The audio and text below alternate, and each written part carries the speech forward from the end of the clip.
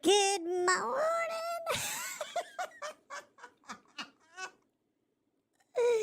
Oh my god! Oh no! Oh no! Oh god. Okay.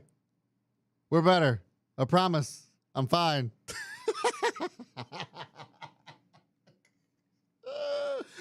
Good morning, everybody. Welcome to the Chaos. Oh my god. Holy shit, that was hilarious. I hope you guys found it as funny as I did just now. Welcome to the Chaos. My name is Brad. The stock market's crazy and chaotic, and so is the studio this morning. Looking at the markets, and it is pretty much boring so far this morning. The S&P's down 0.2%. The Dow's down 0.1%. Nasdaq's down 0.18%. Nothing too crazy there. Crude oil is down a whole 4 cents. It is going to be a riveting day in the stock markets unless something crazy happens. We're going to talk about all kinds of stuff still this morning. What's going on in the markets? I'll be happy to answer any questions. This is just a slow period right now, and it's going to be maybe a little bit tough sledding here for the channel a little bit. It's already a mess. This show is terrible. Looking at Bitcoin right now, it's down 763 points. That's the big mover. We're going to talk about that a little bit as well this morning and what's going on with Binance in the U.S. Yeah, it's kind of a mess. So we're going to talk about that. We're also going to be talking about Twitter. There's some news that Elon had put out, and which kind of prompted the poll this morning, which I'll get to in just a moment. Before I get into anything else, though, let me welcome my starting five: Patson Makava, Biker Brian, GMC Boom, Lord Fenrir, and Allen 316. You guys are my starting five. If you missed the starting five, it could be because you're not subscribed or hitting that notification bell and getting here early. So make sure you do that, and you might just get shouted out in the next stream. But yeah, guys, I put in the poll here this morning. Is Elon Musk destroying Twitter? And this is based off of various things. One of them, which he was talking about, the blue check mark and what that actually means and what's going to be in store for Twitter in the future. That's going to be coming up in just a second. But before I get into anything else, let me pay the bills here and talk to you a little bit about credit card debt. If you guys are struggling with credit card debt, listen, we're seeing credit card debt at all-time highs. As the Fed continues to raise rates, that's going to continue to also be a bigger problem if you have high credit card debt. So make sure you guys go check out my friends over at AAA Debt Solutions. If you're struggling to keep up with your credit card payments, AAA Debt Solutions is here to help. The debt consolidation services make it easy to manage your debts with one simple monthly payment. Their teams of passionate professionals understand the challenges that come with managing finances in today's world, and they're committed to finding innovative solutions that work for you. With their help, you can achieve financial freedom and peace of mind. They offer personalized debt consolidation plans that are tailored to your unique needs, so you can be sure you're getting the best possible solution for your situation. Plus, the team is always there to provide top-notch customer service and support. Don't let debt hold you back any longer. Take control of your finances with AAA Debt Solutions. Contact them today to learn more about their debt consolidation services and how they can help you achieve your financial goals as well. Support the channel by clicking down in the description below. The link is down there. If you guys are struggling with some credit card debt, as many people are right now, and it's probably only going to get worse, go check out AAA Debt Solutions. That link is in the description. Thanks, guys, for supporting the channel. If you guys go check that out as well. I see a lot of people chiming in on my voice changing mishaps. Yeah.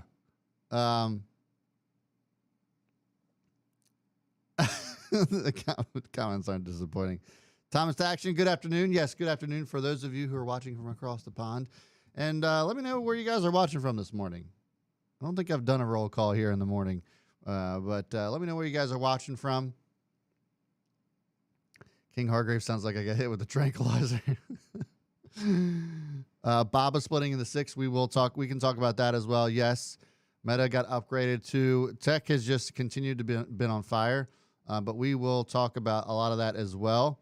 Darren Anderson says, I found a solution to credit card debt. It's called divorce. Stop the bleeding. I thought you were married, Darren. Hope your wife's not watching. GMC Boom's watching from Michigan. Another one from London. I have so many people from across the pond. It's crazy. It's crazy. I have so many people from across the pond that watches me. I love it. It's great. Now I feel like I need to go to London. At some point in the very near future, when this channel starts making money again, and I start making money again, I'm going to London. That's going to happen. Spring break is lit in Miami Beach. I am sure it is, King Hargrave. I am sure it is. Virginia here, as you may remember, Jason Batts. Yes, absolutely. Danny Alvarado says, I'm in the Rivian warehouse in Silicon Valley. No shit. That's cool. Bro, tag me in on Twitter. Speaking of Twitter, tag me on Twitter. Send me some pics. Would love to see that. This is your fourth marriage. Darren Anderson says, I am, and she's a great woman, but this is my fourth marriage, so I'm speaking from past experience. Oh, my God. I love you guys so much. I love this show. I love you guys. You're the best. Okay. I hope you guys have gotten some good laughs here already. I mean, we are 8 minutes into the show, and it's already been hilarious. Okay, so let's check out the markets right now. We'll look at the SPY and pre-market, see how that's rolling along. And guys, listen, it's been kind of boring. You know, just a little bit up and down. This is your 5-minute chart on the SPY this morning. We can take a look at the Qs, and they're not doing all that hot either. They're just kind of chilling, not really doing much. That's down around 0.2%. Nothing too crazy there either. I just don't think that there's a whole lot to kind of get excited about with the markets this morning. But we're going to talk about a couple of other things news-wise that I think is worth mentioning. And don't forget, we do have weird news, and there's no shortage of weird news out there. I used to struggle to find it, and now that I've figured out where to find the weird news, it is like just pouring in. My jaw drops every time I go to look up the weird news. And sometimes lately I've been struggling to find ones that I think are even weirder than the other one. I might have to do like I said yesterday. I might just need a whole channel dedicated to weird news. I might have to do it. Let me know in the comments if I should do a weird news channel. But anyways, here's your Qs. The tech sector is very interesting. I have two different articles this morning. One of them was from Yahoo Finance, talking about how the bank crisis brings an old favorite back for traders and as a safe haven, meaning tech stocks, which is something that I've been talking about for the last couple of months now, that tech is the play. And so far, that's been working out. But we take a look at Meta right now. That got upgraded. No movement on that just yet. It's down 0.7%. But over the last 3 months, Meta's up 65%. And then you have Barron's that comes out with an article that says tech stocks are expensive now and they might be risky. So it is interesting to get, you have Yahoo Finance talking about how tech could be a safe haven, and then Barron's coming out talking about how tech can be risky. This is why you get your information from all different areas, guys, and not just one. Don't just go over there and watch Meet Kevin and take his word for it. Go watch everybody, right? By the way, I saw that guy's like quitting for the 15th time. We'll see him in a couple weeks. So the question is tech still very much a place to park your money? We talked about this a little bit yesterday. I think it is. I think that tech's still going to do well. Microsoft's up 15% this year. Apple's up more than 20%. Meta Platforms is up 65% this year. I think that there is still a lot more room for this to run. We can take a look at the XLK. That is one of the bigger tech sectors. You could look at the XLC, but the XLC also has Disney and a bunch of other stuff. XLC also has Meta platforms. But we take a look at the XLK on the weekly chart. Whoops. And you can see that there's still quite a bit of room to run. And this trend right here, these higher lows on the weekly chart look sexy AF. The only thing that I'm worried about is this 150 mark on the XLK. So this is going to be something that I think will be interesting to watch. I do think, though, that there is a lot more room for this to run. And I think that we're going to see this potentially break over that 150. If it does, then we can see the XLK really continue to move to the upside. I understand the risk that's involved with the XLK because of the sharp move that it's had since the beginning of the year. And that's kind of really what the Barron's article was kind of referring to. But, you know, it had such a down year last year, and earnings have been pretty decent for tech. AI is continuing to just be the front-facing catalyst for a lot of these tech stocks, and I think that there is still a lot to like here, especially if the Fed continues to soften up. And if they do, then that bodes well for ETFs or the tech sector in general. If you're not familiar with what the XLK has in it, ACN is going to be one of your stocks in there, but the top ones are Apple, Broadcom, Cisco, Microsoft, NVIDIA, Salesforce, Texas Instruments.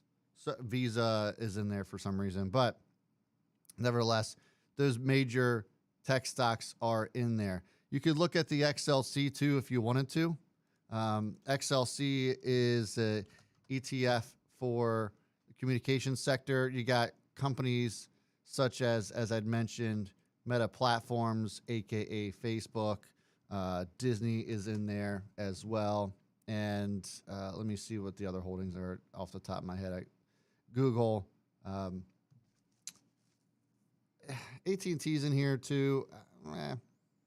But Netflix, T-Mobile, Disney, Verizon, those are all the ones that are in the XLC, make up the XLC. You can see that there's a lot of room for this one to move as well. And I think that also kind of paints the picture for you that, yes, it's had a stellar start to the year, but there's still a lot more room for this to roll if it wants to.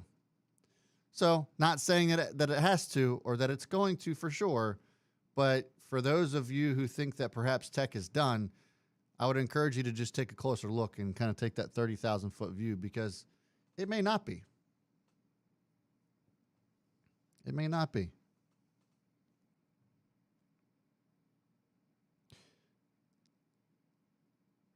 Lord Fenner says, don't take advice from any influencer who thinks the iPhone is the best phone. 100%. Because those people are followers, not leaders.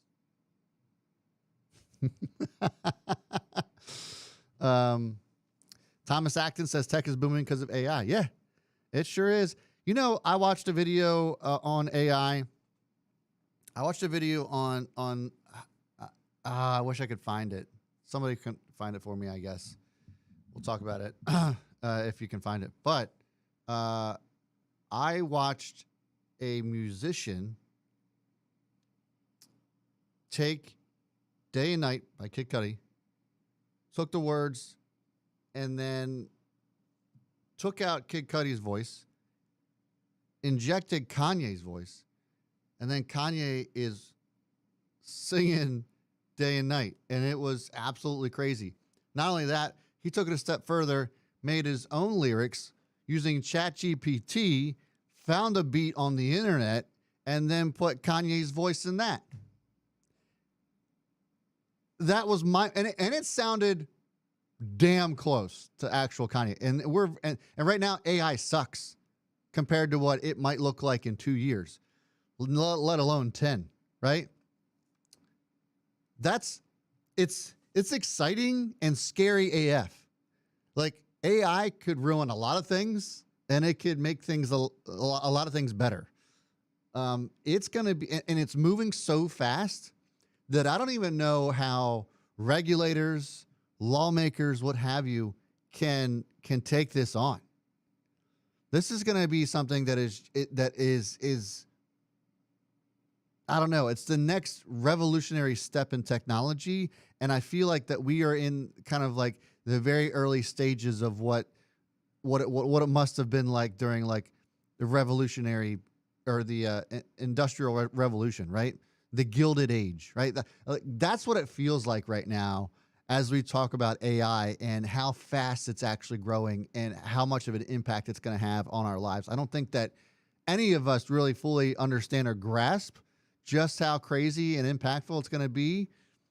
But I think even fewer of us, or sorry, even more of us don't realize how much it's already impacting us and how fast it's actually moving. It's moving so fast that by the time you realize it's here fully, you're just going to be mind blown. You really are. I am not going to repeat that, Lord Fenrir, but that is funny as shit. That is funny as shit. That is hilarious. Oh my God. All right. Let's go. Let's go ahead and get into, speaking of AI, let's talk about Elon a little bit. And this doesn't necessarily have a whole lot to do with the stock market, but listen, it's a slow news day, so just bear with me. I think it was worth talking about. That's why I put in the poll here. So far, 40 of you have voted that Elon Musk is either destroying Twitter, not destroying Twitter, has to get worse before it gets better, and 8% of you say that you've never used it. But 40% say that Elon's actually not destroying Twitter, and a decent amount of you have mentioned that or voted that it has to get worse before it gets better. And that's actually the camp that I'm in. I won't say that Twitter is better, but I also don't know if I would say that Elon is destroying Twitter. I think that it's just one of these things where it was so bad when he got in there that it has to get worse before it gets better. And people, for the most part, hate change, right? Generally speaking, people hate change. So any changes that have been made to Twitter up to this point, people are just hating on. And mainstream media is also like poo-pooing all over Elon Musk. It's crazy to me that mainstream media is now painting this picture that Elon is just this right-wing lunatic when his entire business, his entire wealth has been built on providing us with a greener planet, which is something that a leftist would be in support of, right?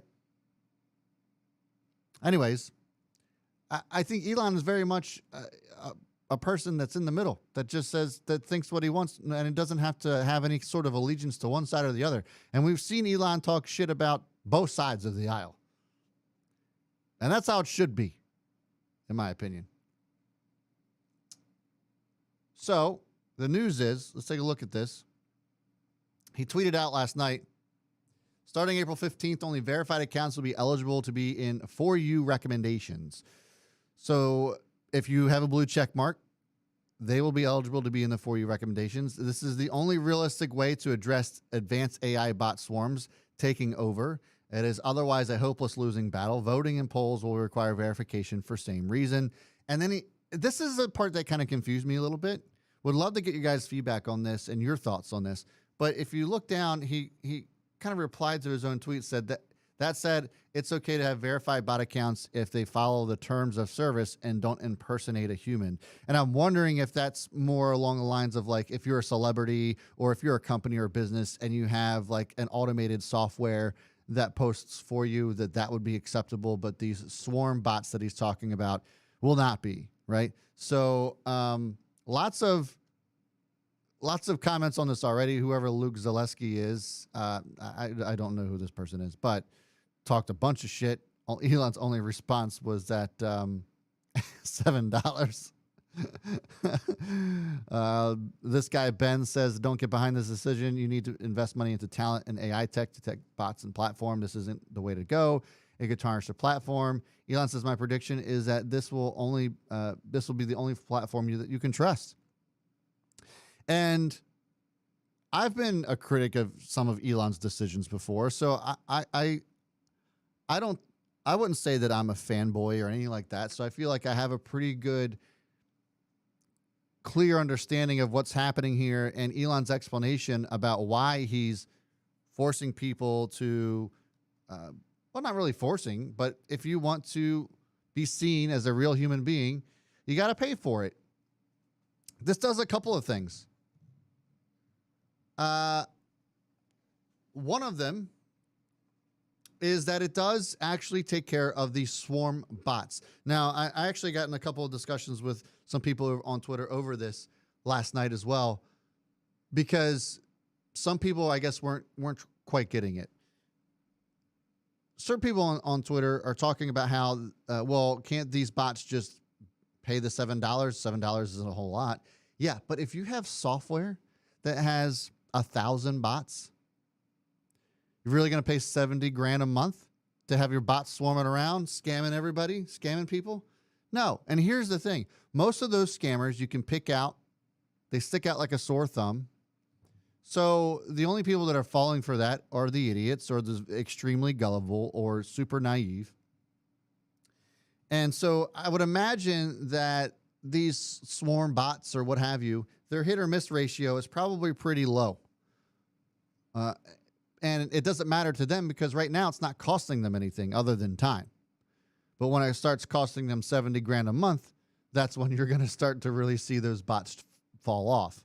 Or they stay on the platform and they're going to be even easier to spot. So that's, or they're not going to show up as easily because the verified accounts are going to show up in the For You feed. So that's kind of like the explanation as to why it makes sense for this paid service, what have you. And honestly, really, like, it's not that big of a deal. Like, if you don't want to pay for it, then don't pay for it. But this does something else too.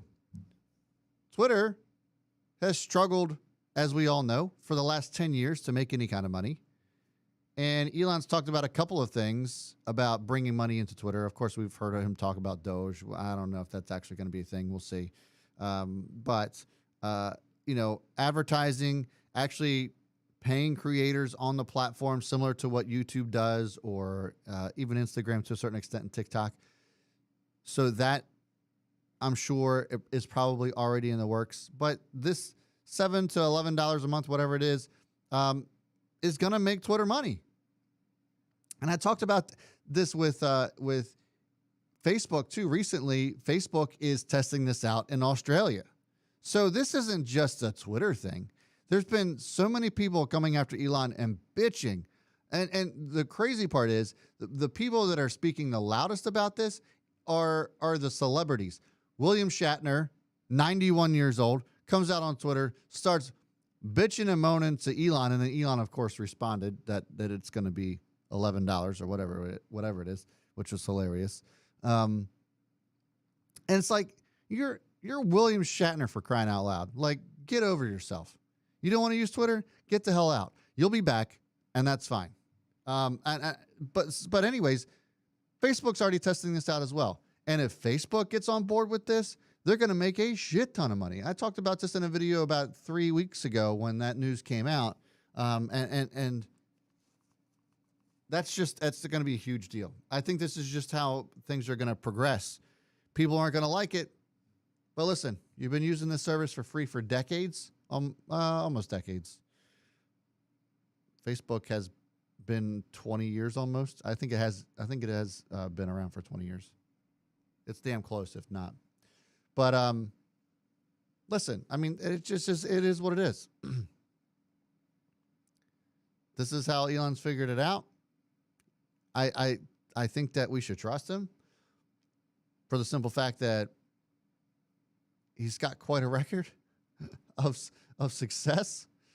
And I think giving him the benefit of the doubt makes all the sense in the world to me. Thomas Action says Stanford just announced their own AI model, and they built it for under $600, and they just released a paper on it. By next year, we all can have these models on our phones. Yeah, that's insane. King Hargrave, I'm assuming that you kind of agreeing with my sentiment here. Lord Fender says, why do you have to be aligned to a party? Do your own thing? Couldn't agree more. Danny Alvarado, just out of curiosity, is YouTube your full-time gig or you have extra income? YouTube used to just be my full-time gig. I have other sources of income that I've been creating. The Patreon, of course, and we had other sources of income that not related to this, but trading used to be my full-time gig. And then I started to dedicate a lot more time to this. And so that trading ended up becoming my part-time gig.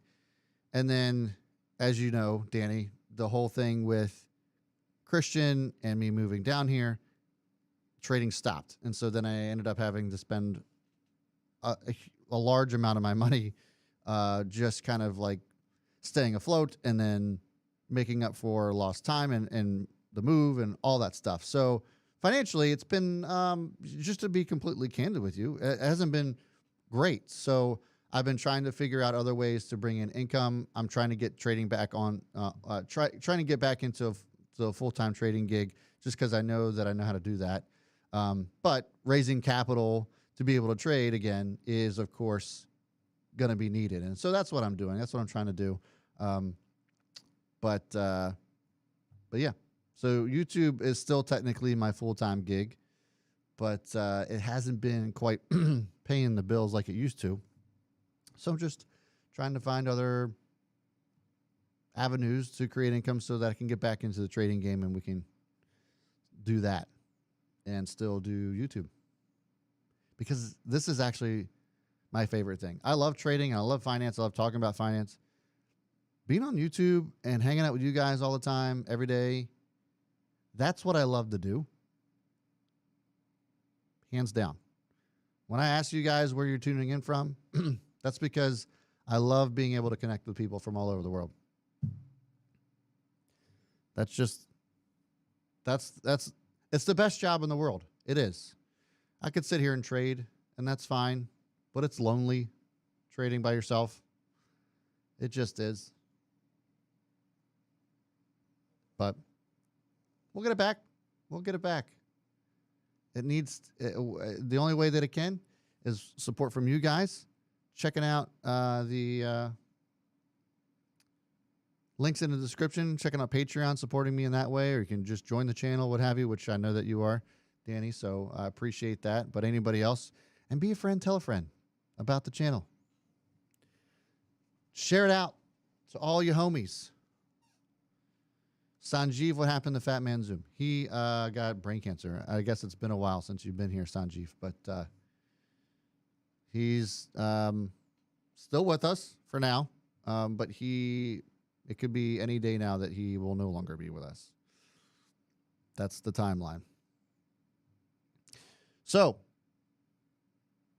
it is about a minute before the market opens up here. Let's go ahead and take a look at the chart. Let's pull up the SPY as we are officially open. We'll pull up the 5-minute.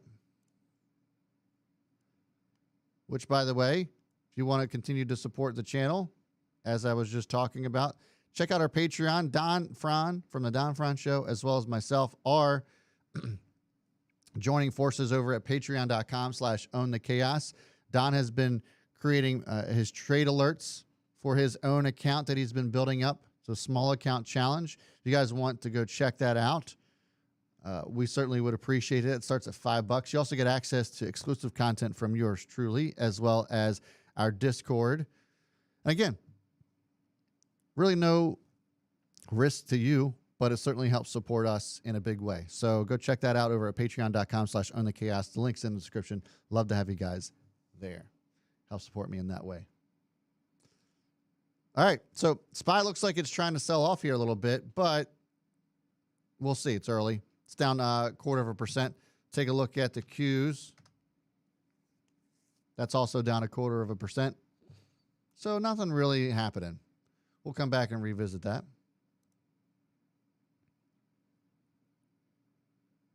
Thanks, Dark Energy. Appreciate that.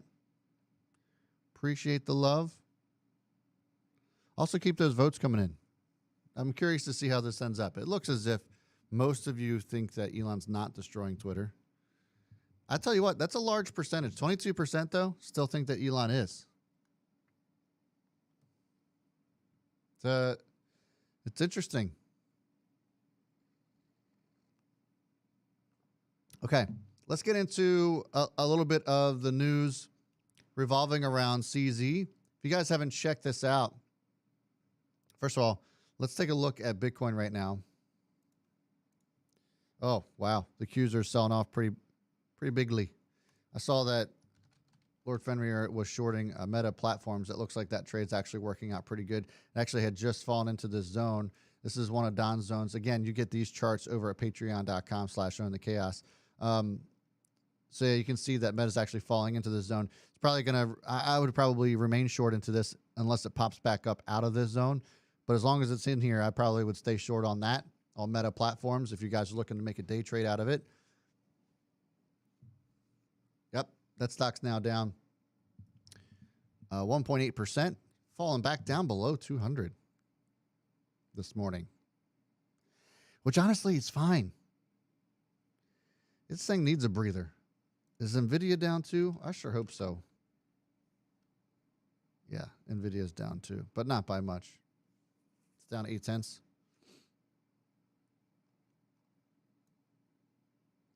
Living right in this zone. If it falls out of this zone, probably comes down even further, but we'll see if it stays, if it comes down and retests the bottom here. But keep an eye on NVIDIA too. That could end up being a decent short on a day trade as well. Keep an eye on that, guys.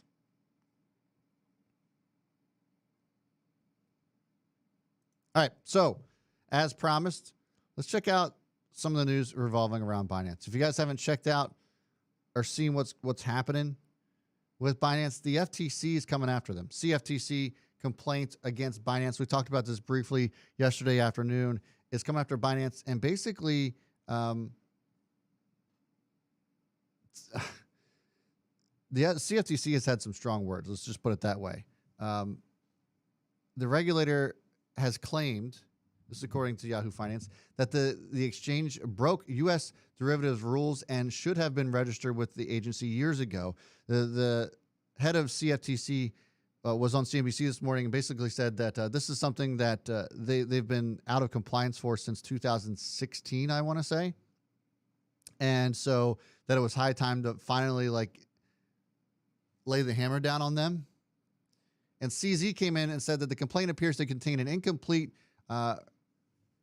recitation of facts, and he disagrees with how many of the issues have been characterized. The CFTC alleges that Binance compliance program has been ineffective, but CZ says his trading platform is the first global non-U.S. exchange to implement a mandatory KYC program, arguing that the company has one of the highest standards in KYC and AML.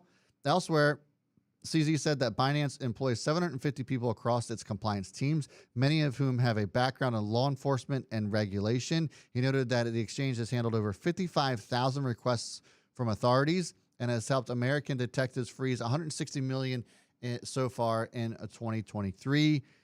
Some of this related to money laundering is what the CFTC is kind of going after, and kind of it being a safe haven. Binance, or really crypto in general, continues to be kind of like a theme. But honestly, the easiest way to launder money is still with cold hard cash. You look at cryptocurrencies in general, most of them have a ledger. You're going to be able to see that, right? Like there's a paper trail, especially like Bitcoin.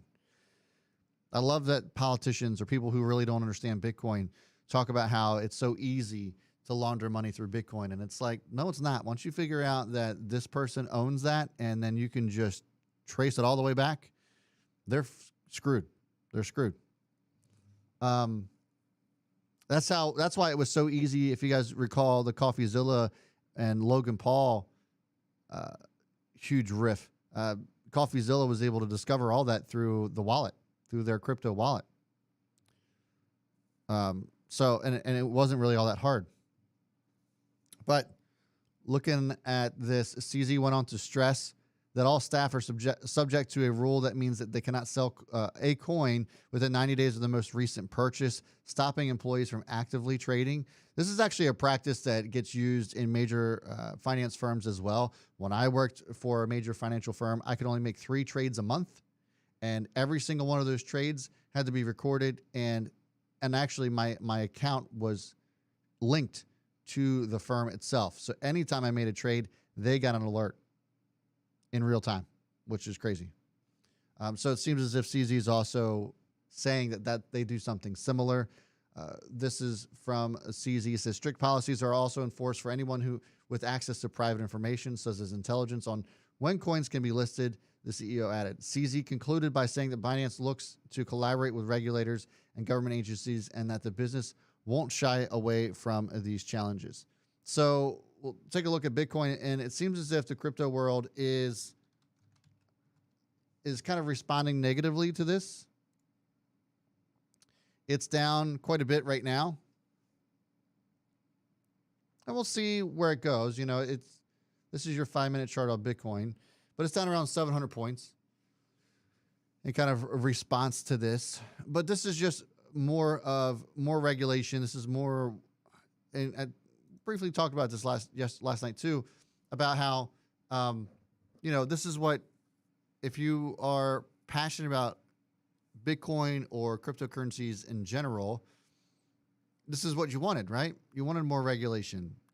It is maybe not the way that most were hoping the government would go after it or the way that they would go about it, but what were you expecting? You know what I mean? They're going to do it to benefit themselves, to help themselves, and that's going to be that's going to be how it is. But we shall see. That's your latest on the whole Binance situation. Dark Energy says Google's going under $100 today. Let's see. Let's check out Goog. Yeah, pretty huge move down. That's actually down around 2.25%. Very interesting to see that. So it seems as if maybe perhaps the Barron's article was right as far as it being risky.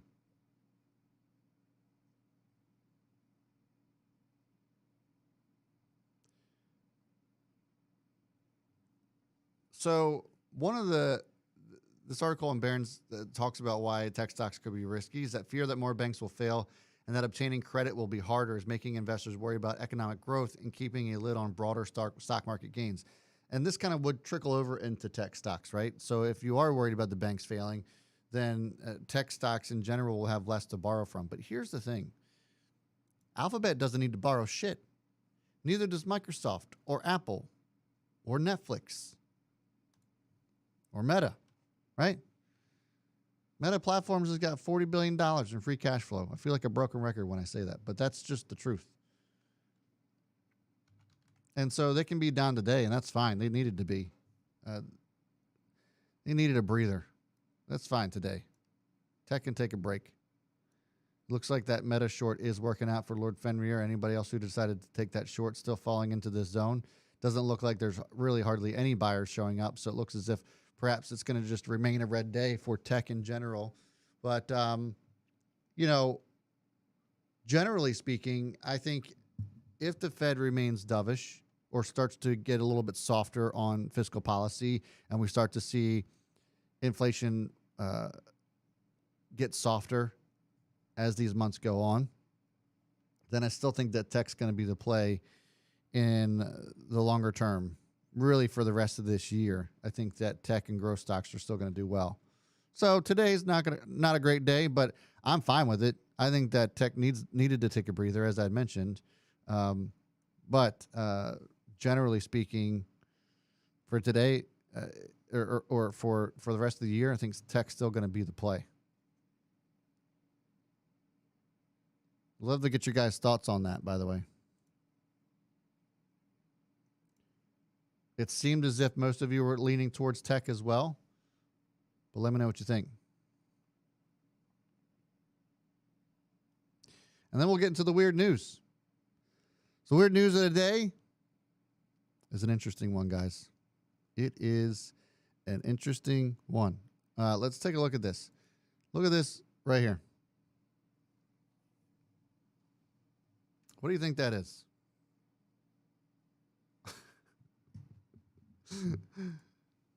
That, my friends, is a woolly mammoth meatball. Got another good one from Sky News. I feel like Sky News is going to be like one of my weird news go-tos at this point because this is the second day in a row I grabbed a weird one from Sky News. If you guys aren't familiar with Sky News, it's a major UK-based media company. They cover a lot of things, sports, what have you. Sky News actually covers Formula One. But this is a woolly mammoth meatball, and I shit you not. The mammoth snack was produced by an Australian company which aims to transition a few billion meat eaters away from eating conventional animal protein to eating cultivated meat instead. This sounds disgusting AF, but let me know if you guys would actually eat this. Let me continue. The mammoth snack, as I'd mentioned, was produced by an Australian company called Val, which is aiming to use cells from unconventional species to create new kinds of meat. Val's project doesn't involve the slaughter of animals and highlights the link between large-scale livestock production and destruction of wildlife to climate crisis. Lots of cows out there farting. The company has already explored the potential of more than 50 species, including alpaca, buffalo, crocodile, kangaroo, peacocks, and different types of fish. The initial idea for the mammoth meatball was from Boss Corsten at the creative agency Wonderman Thompson. Tim Nakasmith, who co-founded Val, told The Guardian that we chose the woolly mammoth because it is a symbol of diversity, loss, and a symbol of climate change. Oh, God. Woolly mammoths are thought to have become extinct due to hunting by humans and warming of the world after the last ice age. The story goes on, but there you have it, ladies and gents. A synthetic woolly mammoth meatball. I don't even want to know the types of side effects that's going to give off. Right? I mean, they don't tell you about any of that. Fake meat. More fake meat, guys.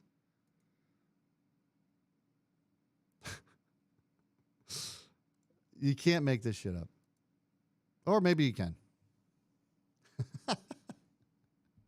Let me know what you guys think about that weird news of the day. That is your weird news of the day. And let's open it up for questions. If you guys have a particular stock or ticker that you want to take a look at, let me know. We can check out the chart. We can look at some of the fundamentals on any particular stock that you guys have your eye on. Just wanted to open it up towards the bottom of the hour here for some questions. As I'd mentioned, it is a slow day for news.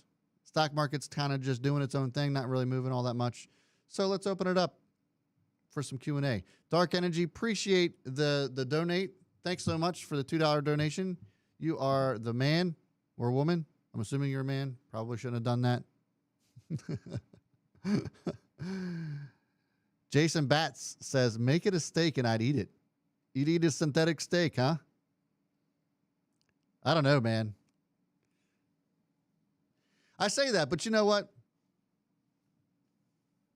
I eat all kinds of fast food, or have eaten all kinds of fast food. KFC, Taco Bell, McDonald's, who knows what's in those things. Okay, Dark Energy. Appreciate clarification. 90% of my demographic is men, by the way. That being said, I have one of the largest female presences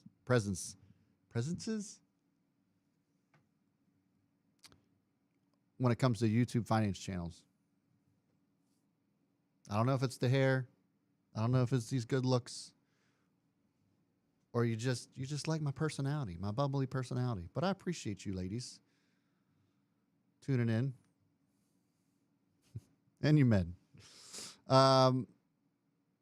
Lord Fenrir says mammoths were killed off in a cataclysm around 12,000 years ago. They need to get up to date on their history and sciences. No shit, my man. The whole thing, the whole premise is ridiculous. Danny Alvarado finally got into NVIDIA puts today and paid off. Very nice, my man. Definitely a good day for that. SBNY finally opened back up and dropped to almost nothing. Was it just eliminated? It practically is, yes. So, yeah, I wouldn't touch SBNY. Absolutely for that exact reason, says Jason Batts. Got you, man. I got you. All right, Darren Anderson asks, thoughts on Crocs. Let's go ahead and take a look at Crocs right now. I'll pull that up. This has been a monster stock for quite a bit. You know, talk about volatile, by the way. One of the more volatile moves that we've seen over the last 18 months has been Crocs. And this has been one that I just am blown away by. You can obviously see that Don has zoned this out to a T, which, by the way, again, if you want access to getting these zoned out charts, go to patreon.com/ownthechaos. I love using these charts. Don is the man when it comes to technical analysis, and he will not admit that this is technical analysis, but it is. Don thinks that he just invented this, and it's not technical. I don't know what he wants to call it, but it is technical analysis. I hate to break it to him. Love you, Don. But you can see that he's zoned this out, and it came down to this bottom and bounced out of this zone to perfection. Crocs is something right now, though, that we've come up to this top zone around 135 and has gotten rejected. It hasn't really tried to move back up over that. So it's had a massive move. It's been a great stock up to this point, really since October. It's up 48% over the last 52 weeks. Year to date, it's up around 10%. You know what the crazy part about Crocs is? Despite those moves, it's only trading at 10 times next year's earnings. That's it. It's only trading at 10 times next year's earnings. And you look at other shoe companies like a Nike, for example, that's trading at 40 times next year's earnings, or a Lululemon that's right around there as well. And even an Under Armour that's still cheap, but it's the PE is quite high. But you look at growth on Crocs, they're growing. Their revenue is at 53% year over year. Are you kidding me? A stock that's trading at 10 times next year's earnings, that's growing at 53% year over year? Get the hell out of here. Profitability-wise, their profit margins are at 52%. What is Crocs doing down here? So technically speaking, if we're just looking at the chart, it may be a bit volatile still. It may struggle around this area, so just be careful. But fundamentally, this is stupid cheap when you compare it to the rest of the industry, especially when you look at their growth and profitability numbers. It's insane that it's trading at 10 times next year's earnings, period. And tell me why it should be at 10 times next year's earnings if you disagree.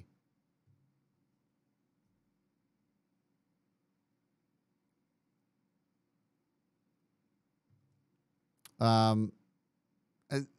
don't get it. I don't understand why it's down here so low. And listen, there's explanations for everything, right? I'm not saying that shouting at the market's going to change anything, but like it's just kind of mind blowing when you look at the industry itself and where it's trading versus where Crocs is trading, and Crocs is still growing at a ridiculous rate. 50% year-over-year growth, 53% year-over-year growth in revenue. Profit margins are over 50%. And just for comparison's sake, okay? Just for comparison's sake, let's just take a look at where Nike's at. And Nike isn't something that I'm telling you is a garbage company, okay?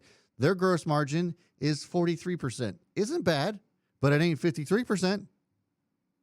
Their growth is at 8%. Now, granted, Nike's a giant company. They're global. Everybody knows Nike, so I'm not expecting Nike to be growing at 53%. They're not the same type of company or when it comes to maturity as Crocs is, but 8%, okay? Forward PE on this is at 36 times, 36, almost 37 times next year's earnings. That's where forward PE is on Nike. And you got a company like Crocs that's growing like that, that's trading at 10? Get out of here. I hope the message is coming through that I like Crocs.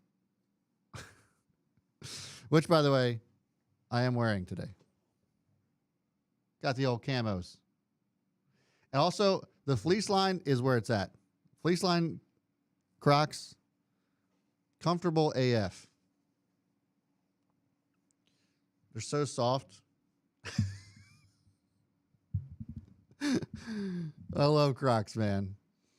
All right, that was a great question. Thoughts on Walgreens after the report on earnings?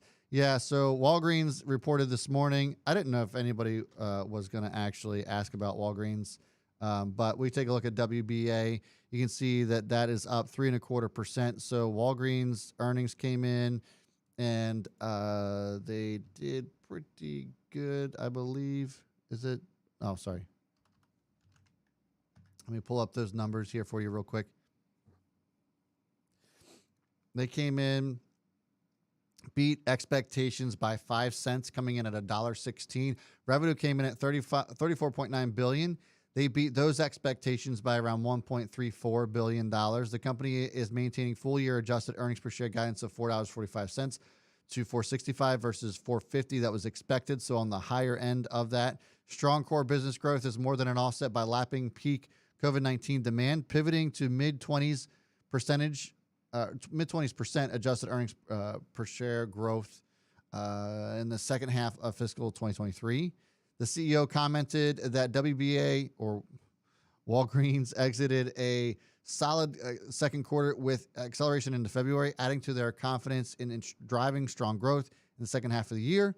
With the closing of VillageMD's acquisition of Summit Health, Walgreens is now one of the largest players in primary care with best-in-class assets across the care continuum.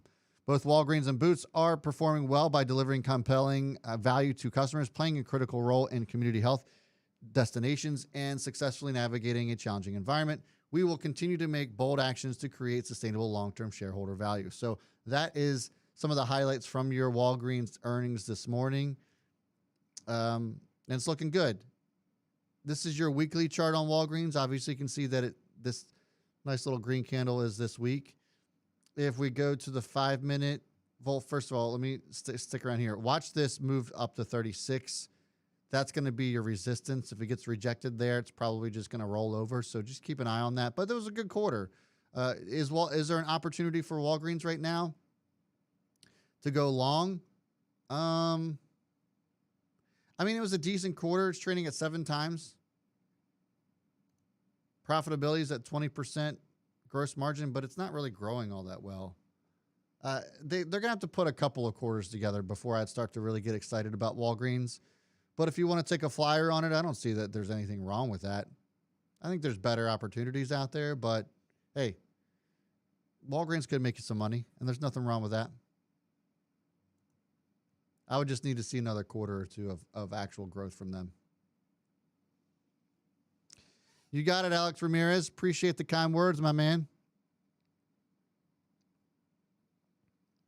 And that's going to do it for today's show, guys. I'll see you this afternoon at 3:45 p.m. Eastern time. I hope that I have something to talk about because it's been brutal here. But I appreciate you guys tuning in. Hit that thumbs up if you wouldn't mind on your way out the door. And don't leave just yet because we do have birthdays coming up. But I will be back at 3:45 p.m. Eastern time to cover anything that's going on in the markets. And I certainly hope to see you guys there. And let's get to the birthdays. Happy birthday to Lady Gaga, who is 37. Reba McEntire is 67 years old.